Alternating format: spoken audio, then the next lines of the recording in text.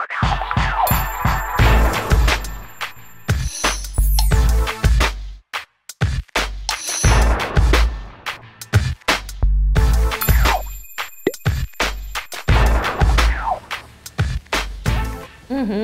बात है, आज बड़ी सफाई हो रही है। ये काफी गंदा दिख रहा था, इसलिए मैंने सोचा कि मैं इसे साफ कर दूं।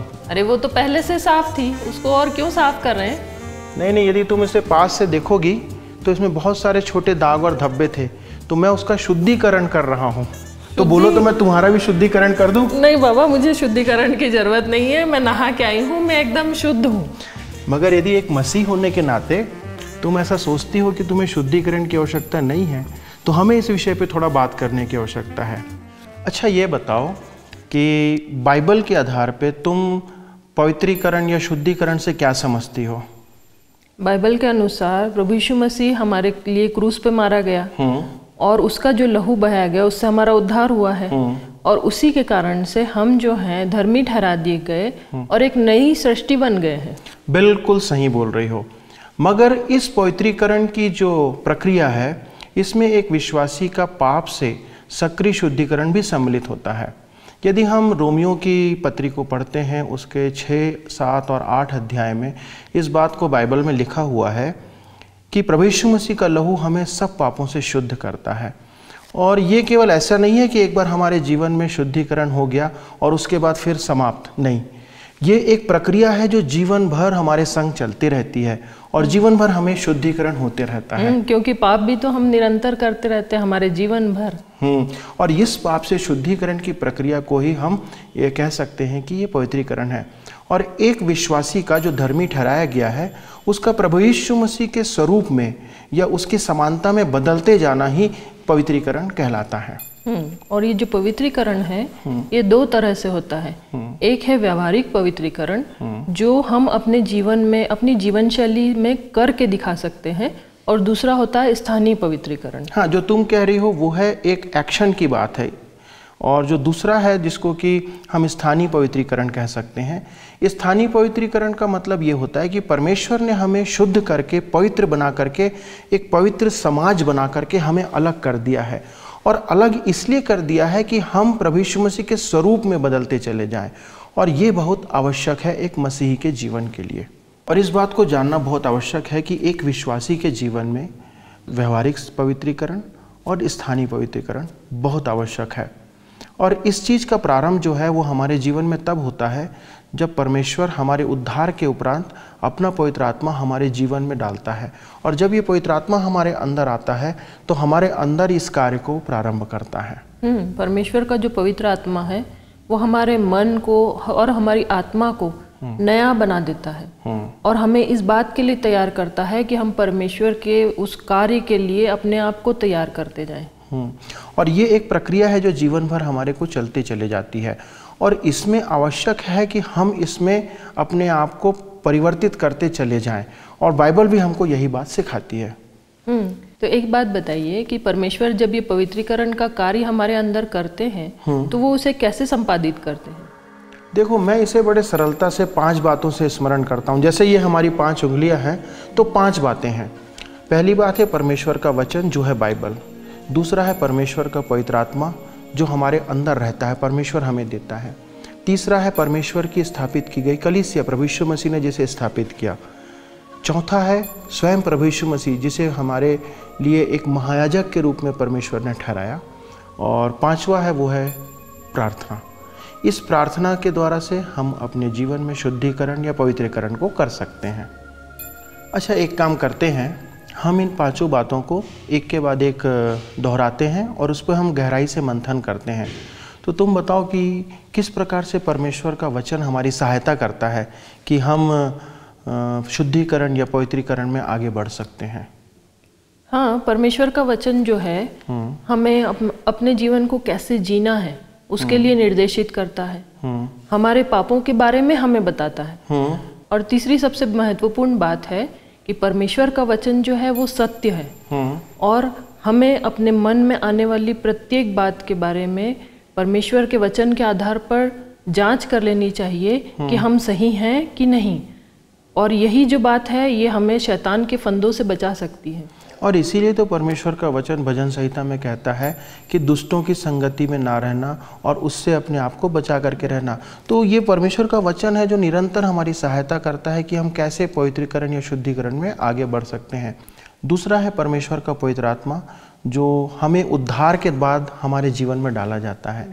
और इस पवित्र आत्मा के विषय में हमें बाइबल इस बात को बताती है कि पवित्र आत्मा हमारी सहायता करता है कि कैसा हमें आचरण करना चाहिए। पहली बात है कि पवित्र आत्मा हमारी सहायता करता है कि हम किस प्रकार का जीवन जिएं, कैसा आचरण रखें और हमें इसमें कैसे चलना है, इस बात को सिखाता है। दूसरी बात, पवित्र आत्मा हमारी सहायता करता है कि हम इन परीक्षाओं पे कैसे जय पाएं, क्योंकि जीवन भर परीक्षाएं हमारे सामने रहेंगी और इन परीक्षाओं में हमको कैसे जय पाना है, इसका मार्गदर्शन और इसमें बल हमें पवित्र आत्मा से मिलता है। और तीसरी और महत्वपूर्ण बात यह है पवित्र आत्मा के विषय में कि पवित्र आत्मा हमारा मार्गदर्शन करता है और हमें सिखाता है कि हम कैसा आचरण रखें जिससे कि परमेश्वर प्रसन्न हो, परमेश्वर आनंदित हो हमारे आचरण और व्यवहार के द्वारा से। और तीसरी बात है कलीसिया। कलीसिया जो है विश्वासियों का एक ऐसा समूह है जो हमें हमारे व्यवहार में परिवर्तन लाने का एक साधन है। परमेश्वर ने कलीसिया को कुछ ऐसे अधिकार दिए हैं जिससे वो पाप करने वाले विश्वासी को अनुशासित कर सकते हैं और इसी अधिकार के कारण से उनके अंदर भय और लज्जा उत्पन्न होती है जो मन फिराव को प्रेरित करती है। बिल्कुल सही। और एक बात है कि कलीसिया जो है एक दूसरे के प्रति लेखादायी है और इसीलिए जो परिवर्तन है वो बहुगुणित होता है। लेकिन यहाँ पर एक बात मेरे को स्मरण आती है कि जब कभी कलीसिया किसी व्यक्ति को अनुशासित करने का काम करने की कोशिश करती है तो लोग जो हैं वो कलीसिया से बाहर चले जाते हैं और एक कलीसिया से दूसरी कलीसिया और फिर वहाँ से तीसरी कलीसिया में चले जाते हैं। परंतु ये आचरण बिल्कुल उचित नहीं है, क्योंकि कलीसिया को अधिकार दिया गया है कि वो लोगों को अनुशासित करे। इसके साथ चौथी बात जो है वो है प्रभु यीशु मसीह स्वयं। प्रभु यीशु मसीह को बाइबल बताती है कि वो हमारे लिए महायाजक ठहराया गया है। प्रभु यीशु मसीह मनुष्य रूप में इस पृथ्वी पर आए। प्रभु यीशु मसीह ने ऐसा जीवन जिया जैसे तुम और मैं जीते हैं। हर एक परीक्षाएं उसके सामने आई और इन परीक्षाओं पर प्रभु यीशु मसीह प्रबल हुए और इसमें विजयी हुए। तो प्रभु यीशु मसीह हमारे लिए एक मार्गदर्शन है और एक आइडल है प्रभु यीशु मसीह, और आवश्यकता है कि हम प्रभु यीशु मसीह के आचरणों पर चलें। दूसरी ओर वहाँ पर एक बहुत महत्वपूर्ण बात आती है कि जब प्रभु यीशु मसीह के आचरण पर हमने चलने का प्रयास करते हैं और यदि कोई व्यक्ति चाहता है कि मैं ऐसा बनना चाहता हूँ और प्रभु यीशु मसीह के पास निवेदन करता है कि प्रभु मैं ऐसा करना चाहता हूँ, तो प्रभु यीशु मसीह स्वयं हमारी सहायता करते हैं कि हम इस जीवन में ऐसा करें। और न केवल प्रभु यीशु मसीह हमारा महायाजक है, परंतु प्रभु यीशु मसीह चिकित्सक और शांतिदाता भी है। और प्रभु यीशु मसीह जहाँ चिकित्सक और शांतिदाता है वहीं प्रार्थना है उसका उपचार। बिल्कुल उचित है। जीवन में कई ऐसी परिस्थितियाँ आती हैं जब हमारे जीवन में भय होता है, निराशा होती है। ऐसे समय में हम खुद परमेश्वर के समक्ष अपने निवेदन लेके जा सकते हैं। पौलुस भी फिलिप्पी की पत्री में 4 उसके 6 और 7 वचन में लिखता है कि हमें किसी बात की चिंता करने की जरूरत नहीं है, सिर्फ अपने निवेदनों को प्रार्थना और विनती के साथ परमेश्वर के समक्ष रखना है। और ये आवश्यक है कि हम इन सब बातों को प्रार्थना में भी परमेश्वर के सामने रखें। और ये 5 बातें बहुत महत्वपूर्ण हैं एक मसीही के लिए कि इसके द्वारा से हम अपने व्यवहारिक पवित्रीकरण को पूरा कर सकते हैं या उसको अंजाम दे सकते हैं। इसके साथ ही साथ स्थानीय पवित्रीकरण के लिए 2 मुख्य बातें सामने आती हैं। पहला है ईश्वर प्रतिरूप योजना। यदि हम इसे कहें तो ईश्वर या अर्थात यीशु मसीह के स्वरूप में बदलने का कार्य, जब परमेश्वर ने हमको उठा करके एक अलग स्थान पे रखा है, यदि परमेश्वर ने हमको उठाया है और एक अलग स्थान दिया है, तो उसकी योजना ये है कि हम प्रभु यीशु मसीह की समानता में उसके स्वरूप में बदलते चले जाएं। और इसी बात को बाइबल में लिखा है कि अंश अंश करके बदलते जाना है। तो ये प्रक्रिया एक दिन में या एक समय में नहीं होती है, इसे समय लगता है और हम धीरे धीरे करके प्रभु यीशु मसीह के स्वरूप में बदलते चले जाते हैं।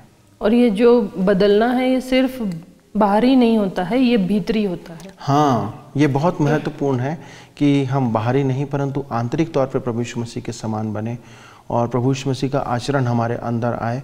और जैसा प्रभु यीशु मसीह ने हर एक परिस्थितियों में आचरण किया, वो आवश्यकता है कि हम भी वैसा ही आचरण उन परिस्थितियों में करते चले जाएं। परमेश्वर जो है परिस्थितियों को लाता ही इसलिए है कि हम धीरे धीरे परमेश्वर के निर्देशन में उसके बेटे प्रभु यीशु मसीह के व्यवहार में बदलते चले जाएं। हाँ, और इसके साथ एक और बात जो है, जो दूसरी बात इसमें आती है, वो है प्रभु यीशु मसीह का द्वितीय आगमन। और बाइबल में इस प्रभु यीशु मसीह के आगमन को बहुत अच्छे से प्रकट किया गया है। जैसे कि एक स्त्री जो विवाह के लिए अपने दूल्हे का इंतज़ार करती है, तो वो अपने आप को तैयार करती है, एक भय और एक आशा के साथ वो इंतज़ार करती है और प्रयास करती है कि किस तरीके से अपने दूल्हे के अनुरूप, उसकी चाहत, उसकी सोच के अनुरूप अपने आप को ढाल सके, कि उसके अनुसार मैं उसके स्थान पे जीवन जीऊँ। तो ये है जो हम उसके लिए तैयार किए जाते हैं कि हम एक विश्वासी होने के नाते व्यक्तिगत तौर पे और एक कलीसिया के नाते सामूहिक तौर पे हम तैयार होते हैं, अपने आप को बदलते हैं कि हम प्रभु यीशु मसीह के साथ जब उसका द्वितीय आगमन हो तो मुलाकात करें। और ये है वो 5 बातें जो कि हमारी सहायता करता है व्यवहारिक तौर पे, और ये 2 बातें हैं जो कि हमारे स्थानिक तौर पे हमारी सहायता करता है कि हम पवित्रीकरण की ओर आगे बढ़ते चले जाएं। अब मैं सोचता हूँ कि तुम्हें ये विषय बहुत अच्छे से समझ आ गया होगा। बहुत अच्छे से। तो एक काम करो कि इन 5 बातों को फिर से दोहराओ ताकि सब के लिए ये फिर से एक रिमाइंडर हो सके। ठीक है। पहला है व्यवहारिक पवित्रीकरण।